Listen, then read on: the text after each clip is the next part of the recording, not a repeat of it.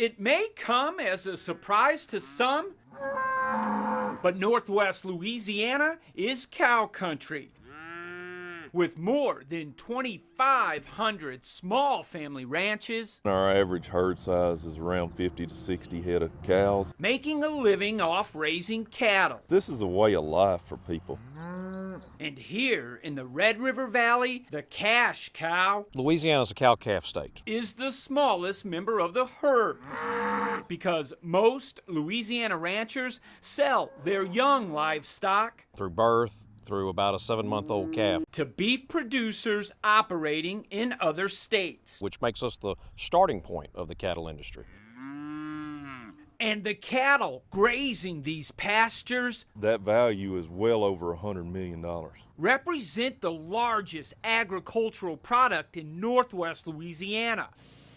But with COVID-19 shutting down meatpacking plants across the country, We've had a breakdown in the processing end. A bottleneck, if you will. a lot of Red River Valley ranchers can't move their herds to market. We are dependent upon the finished product, the retail product in the stores and the restaurants. And those farms forced to sell cattle right now are getting butchered financially. Around $120 to $150 a head loss. And according to Marty Woolridge, You're taking it on the chin. a chairman with the Louisiana Farm Bureau, some local herds have lost a third of their value during the coronavirus outbreak. With this much upset in the industry, everybody's feeling it. A big problem is a lot of these producers aren't going to see the loss till later on in the year. Lee Falk is a lifelong cattle rancher and a livestock agent with the LSU Ag Center.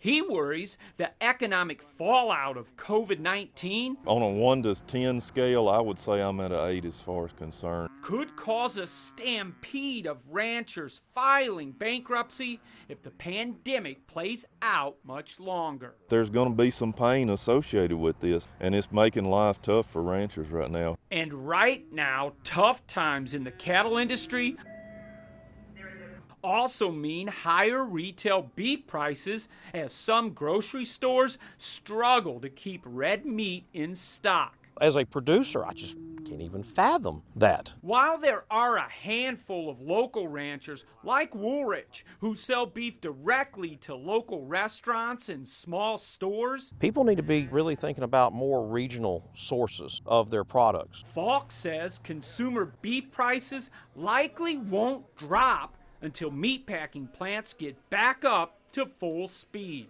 So if we can get that cleared up, you should see a return to normalcy as far as meat availability at your local grocery store. But Woolridge says there's another economic layer to this crisis. We may just be a small family farm, but we do business with so many people for supplies on a daily basis. He says struggling ranchers are pulling back when it comes to spending cash We got to do what we got to do. in stores like Paul's Farm and Garden Supply, 40 pounds, that's correct. small businesses that depend on ranchers What affects one affects us all. coming in and buying just enough feed, seed, and other goods Let me get you a bag. to help make ends meet. You never would have convinced me that it would be what it is today. While Falk is hopeful ranching in Louisiana will survive the pandemic, he warns if COVID-19 rebounds in the fall, It would be devastating to our industry. all bets are off when it comes to the economic pain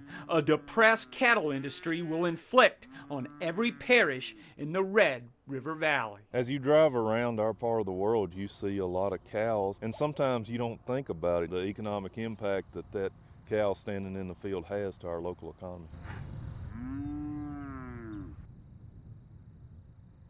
So when will the bottleneck in the beef supply chain break and red meat prices return to their pre-COVID levels? Well, like a lot of things during this pandemic, experts and ranchers I spoke with say it's impossible to predict, telling me the virus will set the timetable. Now, President Trump's executive order keeping meatpacking plants open did help, but when it comes to help, our local ranchers need it big time. You see, while Congress is helping ranchers with about $5.6 billion in emergency aid, one estimate has the industry as a whole losing more than $15 billion. And the ranchers I spoke with say very little of that cash is making its way to the Red River Valley. So it's going to be a long, hot, stressful summer for local cattle ranchers.